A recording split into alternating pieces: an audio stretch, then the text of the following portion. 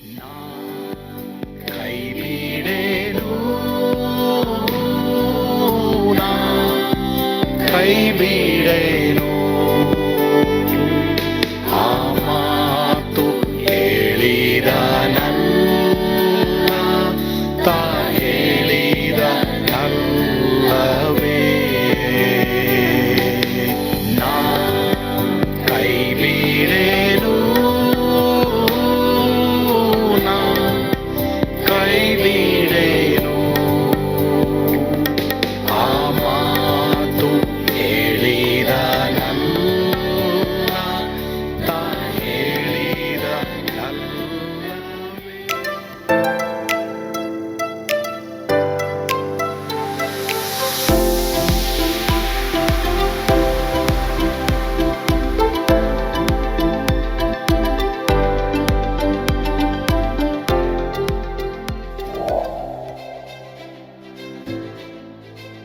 ಕರ್ನಾಟಕಕ್ಕಾಗಿ 3 ದಿನದ ಉಪವಾಸ ಪ್ರಾರ್ಥನೆ.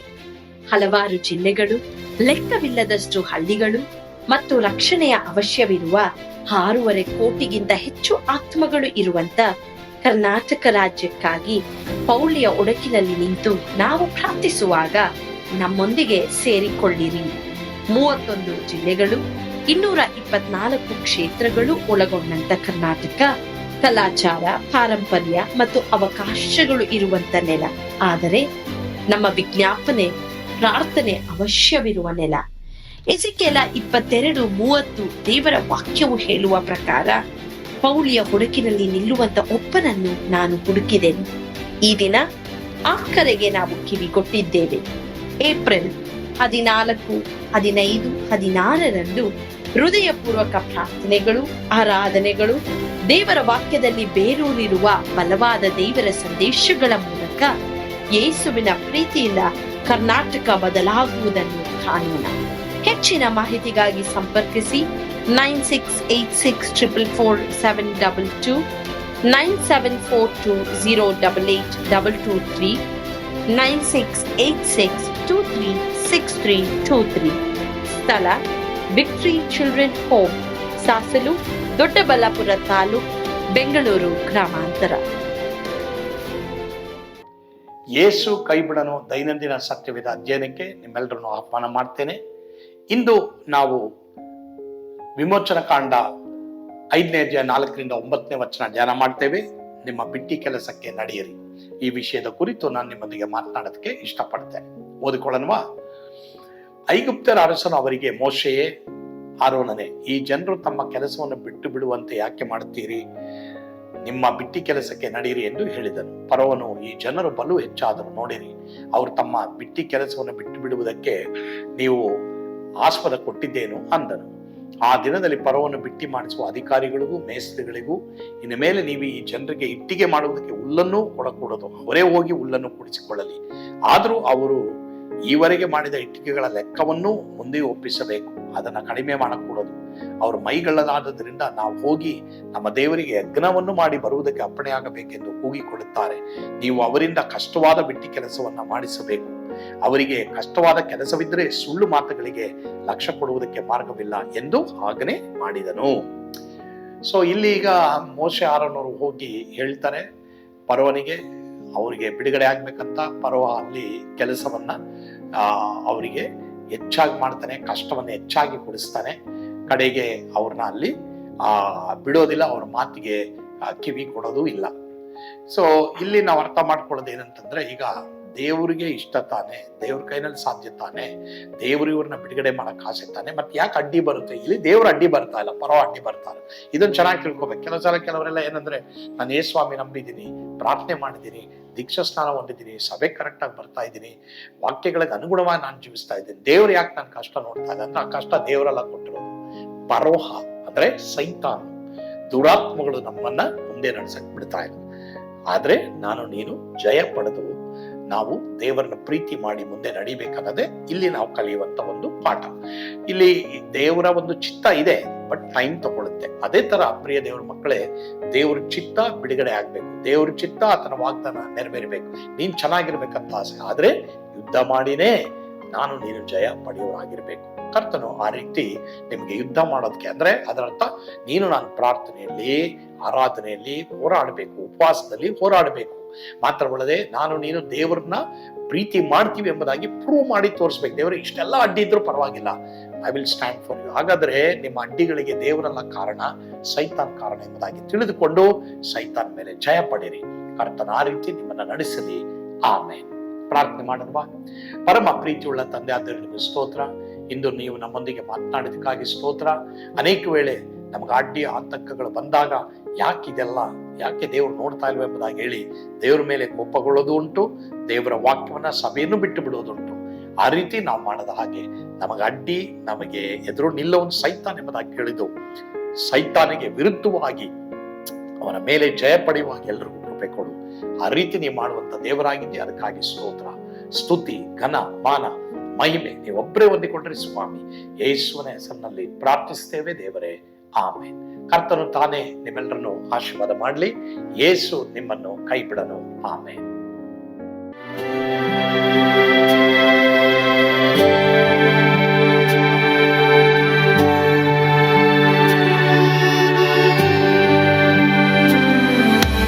ನಾನು ಪಾತ್ರದಲ್ಲಿ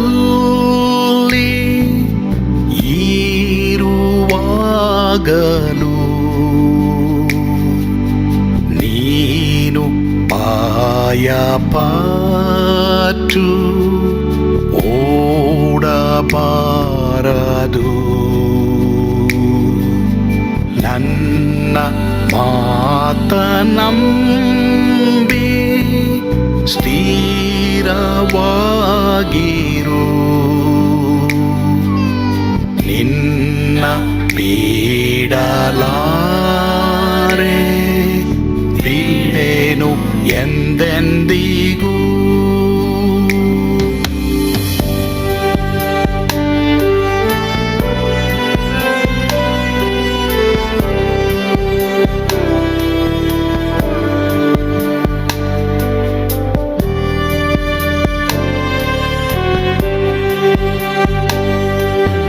ನಾ ಕೈ ಬಿಡೆನು, ಕೈ ಬಿಡೆನು. ಆ ಮಾತು ಹೇಳಿದನಲ್ಲ, ತಾ ಹೇಳಿದನಲ್ಲವೇ.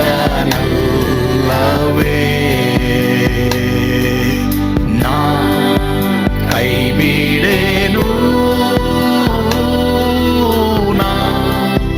ಕೈ ಬಿಡೆನು. ಆ ಮಾತು ಹೇಳಿದನಲ್ಲ, ತಾ ಹೇಳಿದನಲ್ಲವೇ.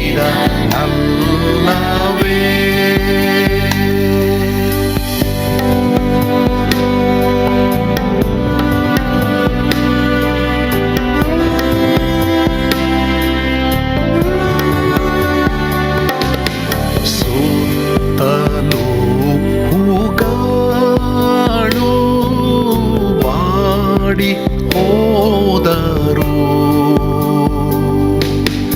ಮೇಲೆ ಸ್ವರ್ಗದೋಳು ಬಾದಲಾಗದು.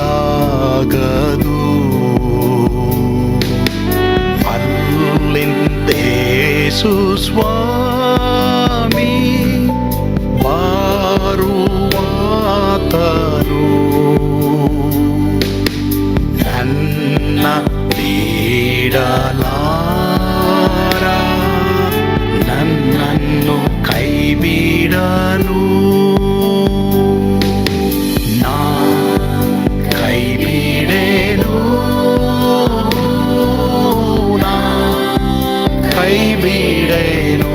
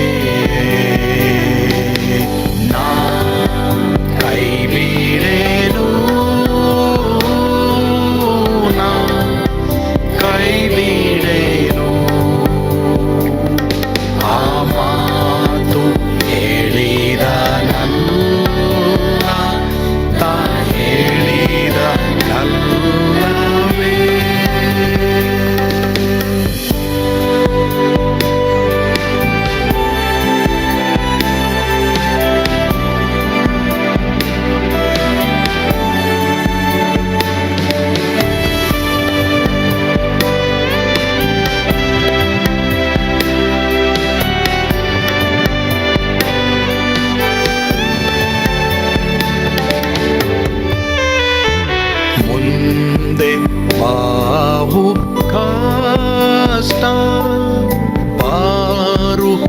ಬಾರುತ್ತಿದ್ದರು ಭಯ ಪಾಡಲಾರೆ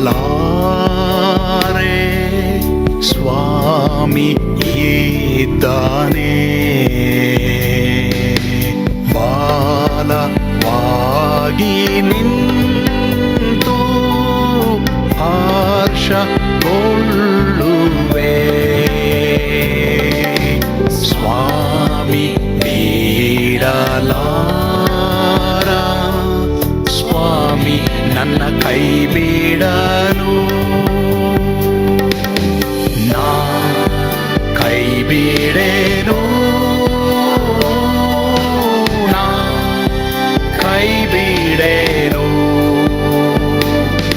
ಆ ಮಾತು ಹೇಳಿದನಲ್ಲ ತಾ ಹೇಳಿದನಲ್ಲವೇ